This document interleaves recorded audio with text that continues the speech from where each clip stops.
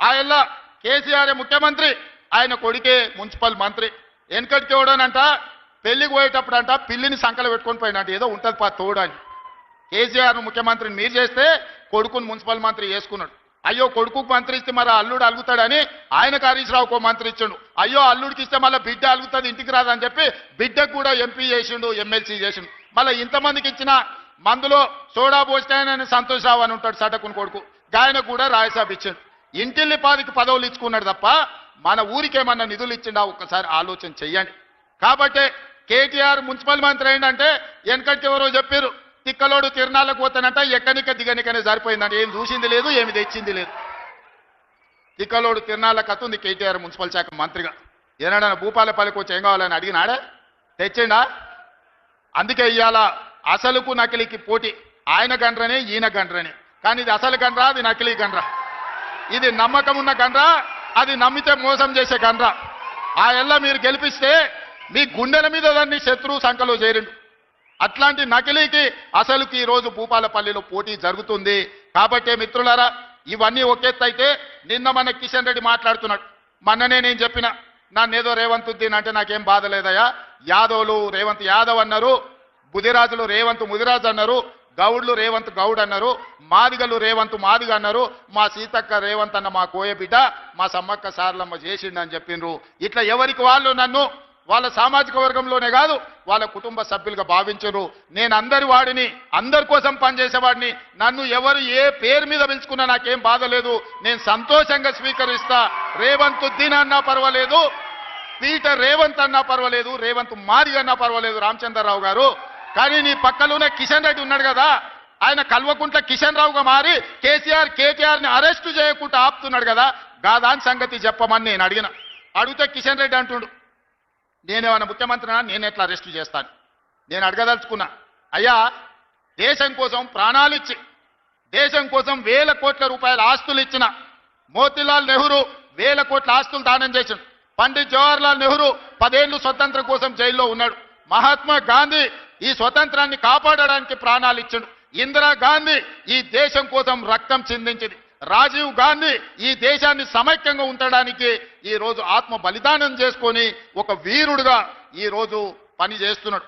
అలాంటి వారసత్వం వేల కోట్ల ఆస్తులను పేదల కోసం దానం చేసిన సోనియా గాంధీ రాహుల్ గాంధీ గారిని సిబిఐ కేసుల పేరు మీద, ఈడీ కేసుల పేరు మీద రోజుల కొద్దీ ఢిల్లీ వీధుల్లో నడిపించి సర్వం త్యాగం చేసిన గాంధీ కుటుంబాన్ని అవమానించిన సిబిఐ ఈడీ మీది కాదా, మీ మోడీది కాదా అని నేను అడుగుతున్నా.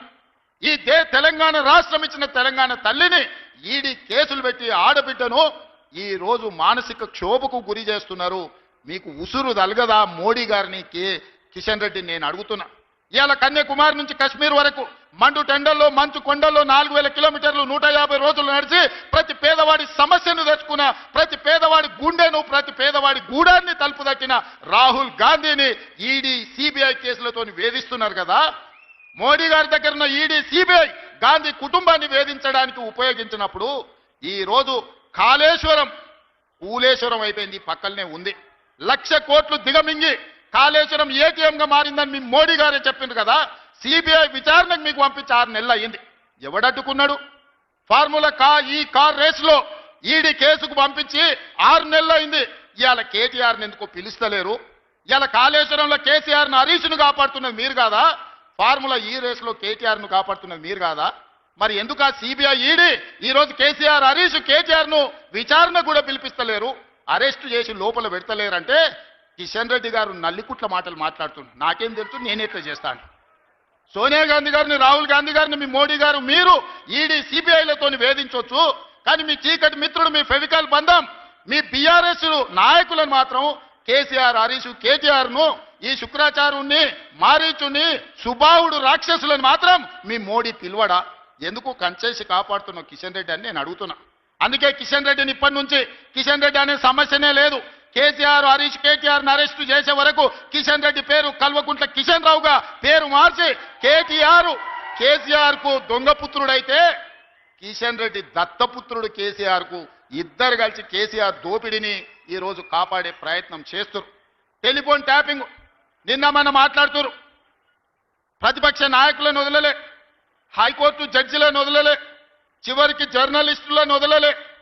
భార్యాభర్తలు మాట్లాడుకుంటే కూడా ఏం మాట్లాడుకుంటున్నారని విన్న సన్నాసులు ఇంతకంటే దుర్మార్గం ఎక్కడన్నా భూమి మీద ఉంటుందా? ఇంతకంటే పాపాత్ముడు ఎవడన్నా ఉంటాడా? పెళ్ళా మొగుడు ఫోన్లో మాట్లాడుకుంటే కూడా వాళ్ళ మాటలిని, సినిమా తారల మాటలిని, ప్రతిపక్ష నాయకుల మాటలిని, జర్నలిస్టులను జడ్జిలను కూడా బ్లాక్మెయిల్ చేసి, వ్యాపారాలు చేసుకునేటోళ్లను బ్లాక్మెయిల్ చేసి, ఎవరో కాదు బీజేపీ ఎంపీ విశ్వేశ్వరరెడ్డి గారే చెప్పారు, మా ఫోన్లని మా భూములు కొనుక్కున్నోళ్లను బ్లాక్మెయిల్ చేసి కోట్ల రూపాయలు ఎలక్టోరల్ బాండ్స్ వసూలు చేసిండ్రు, మమ్మల్ని బెదిరించి మా దగ్గర కోట్ల రూపాయలు కొల్లగొట్టిందని. టెలిఫోన్ ట్యాపింగ్ ద్వారా బ్లాక్మెయిల్ చేసి కోట్ల రూపాయలు వసూలు చేసుకున్న బీఆర్ఎస్ ను బ్లాక్మెయిల్ రాజకీయ సమితి అని ఈ రోజు నేను అధికారికంగా చెప్పదలుచుకున్నా. ఈ రోజు బీఆర్ఎస్ అంటే బ్లాక్మెయిల్ రాజకీయ సమితి. ఈ బీఆర్ఎస్ వాళ్ళు టెలిఫోన్ ట్యాపింగ్ ద్వారా 100 కోట్ల రూపాయలు ఇవాళ బీఆర్ఎస్ అకౌంట్ లో 1500 కోట్ల రూపాయలు ఎలక్టోరల్ బాండ్స్ ఎవని అబ్బ సొమ్మని నేను అడుగుతున్నా. 1000 కోట్ల రూపాయల ఇవాళ ఆస్తులు, 100 ఎకరాల భూములు వ్యాపారస్తులను బెదిరించి అగ్వసాగ్వకు వాళ్ళ భూములు కొనుక్కున్న మాట వాస్తవం కాదా? గుంజుకున్న మాట వాస్తవం కాదా? మరి ఎందుకు వాళ్ళను తీసి బొక్కలేసే పని మోడీ కిషన్ రెడ్డి చేస్తలేరని నేను అడుగుతున్నా. అందుకే మిత్రులారా, చేసిన పాపాలు ఊరికే పోవు. ఆ పాపాల ఊబిలోనే బీఆర్ఎస్ కూరుకుపోతుంది. ఈ కేసుల నుంచి తప్పించుకోవడానికే మొన్న పార్లమెంట్ ఎన్నికల్లో 8 సీట్లు బీజేపీలను గెలిపించారు. ఇవాళ మున్సిపల్ ఎన్నికల్లో కూడా అదే రకమైన ప్రయత్నం చేస్తున్నారు. అందుకే అప్రమత్తంగా ఉండండి. ముఖ్యంగా కాంగ్రెస్ పార్టీ కార్యకర్తలకు నేను విజ్ఞప్తి చేస్తున్నా, బీఆర్ఎస్ బీజేపీ వేరు వేరు కాదు. బొమ్మ బొరుసు లాంటి వాళ్ళు, బిల్లా రంగా లాంటి వాళ్ళు, వాళ్ళిద్దరు కూడబలుక్కొని ప్రత్యక్షంగా ఒకడు పరోక్షంగా ఒకడు కాంగ్రెస్ పార్టీని ఓడగొట్టాలని, కాంగ్రెస్ పార్టీని దెబ్బ తీయాలనే ప్రయత్నం చేస్తున్నారు. అప్రమత్తంగా ఉండాలి. ఈ మున్సిపల్ ఎన్నికల్లో భూపాలపల్లి గడ్డ మీద, వరంగల్ జిల్లా మీద కాంగ్రెస్ పార్టీ జెండా ఎగరేయాలి. మీరు ఎగరేస్తారని సంపూర్ణమైన విశ్వాసం, నాకు నమ్మకం ఉన్నది. దెబ్బకు దెబ్బ కొడతాం, ఎత్తుకు పై ఎత్తేద్దాం. ఎవడు గెలుస్తాడో రేపు మున్సిపల్ ఎన్నికల్లో చూసుకుందాం. బీజేపీ బీఆర్ఎస్ఏ కాదు, కేసీఆర్ నరేంద్ర మోడీ అమిత్ షానే కాదు, ఇక మీ తాతలు ముత్తాతలు ఉన్నా తీసుకొని రండి. మా కాంగ్రెస్ పార్టీ కార్యకర్తలు వాళ్ళ సంగతి తేలుస్తారు.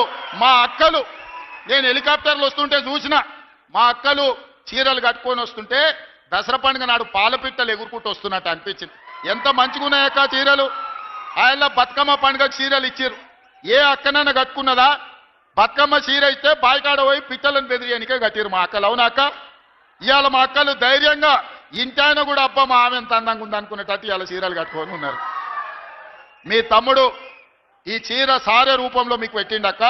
తప్పకుండా ప్రతి సంవత్సరం పెట్టే బాధ్యత నాది. పండుగ పూట ఆడబిడ్డకు చీర పెడితే 1 కోటి రూపాయల కంటే ఎక్కువగా చూసుకుంటారు. ఆడబిడ్డ గౌరవమే పండుగ పూట చీర.